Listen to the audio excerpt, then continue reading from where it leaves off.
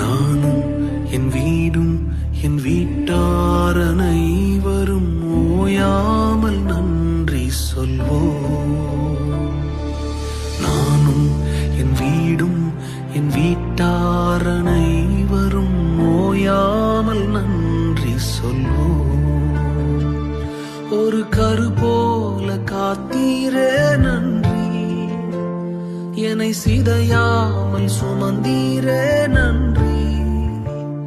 ஒரு கரு போல காத்தீரே நன்றி, என்னை சிதையாமல் சுமந்தீரே நன்றி. எபினேசரே எபினேசரே, இந்நாள் வரை சுமந்த